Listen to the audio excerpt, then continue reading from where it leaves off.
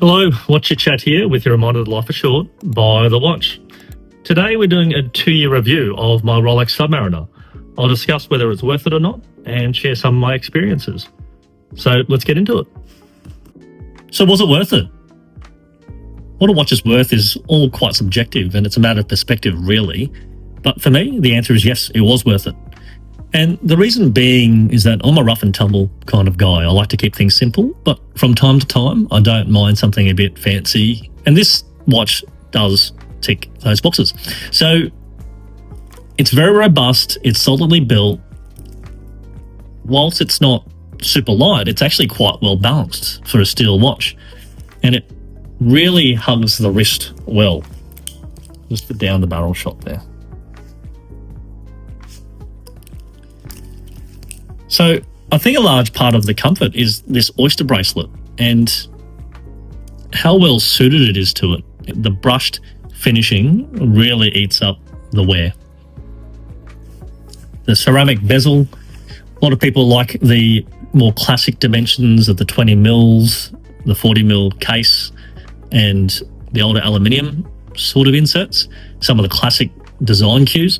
However, I really do like this one. The only thing I would say is that 21 mil spacing from lug to lug or lug width, I prefer 20 purely because I like playing with straps. It's not impossible, but it is a bit harder to remove the bracelet.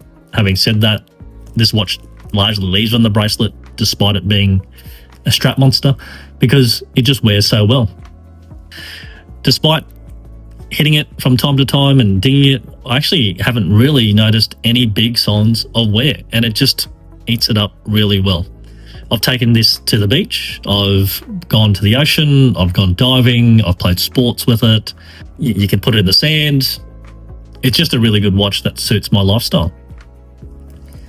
And it goes with casual outfits, it goes in the office, it fits under the cuff quite well. I know that the Datejust is probably the entry watch into Rolex, call it the gateway drug, but the Submariner is a pretty staple in the collection as well, or in the catalogue, I mean. What I did find was that there are a lot of haters of Rolex out there, and each their own. There's nothing wrong with that. But I would interrogate why they hate it. Was it really the product and the watch itself, or was it just a bad experience with some bad behaviour? And I got to say, when I first looked at Rolex, I did have a bad experience with an authorised dealer. They basically laughed me out of the store. However, what I found was not all dealers are like that. So if you can find the right one and build a relationship with them, it really does help.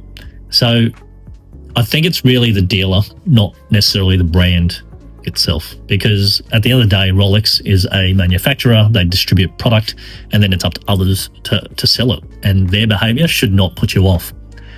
Whereas if it's because it doesn't fit you or you don't like the design style and things like that, fair enough, fair enough. That Bezel Action is so crisp. It'd probably be the best Bezel Action in the dive watch game, I think. I prefer this version, more symmetry. I don't really like a date window and Cyclops. I've got that on other watches, the GMT Master 2, but I like to keep this one quite simple. I find myself gravitating towards it a lot when I just want to throw it on and duck out of the house quickly. You know, I'm in a fortunate spot to have a fair few watches, but this one is a constant in the rotation. Just because it's so versatile and can do a lot of things. So yeah, if you like that video, please click like and subscribe. And remember, life is short. Buy the watch.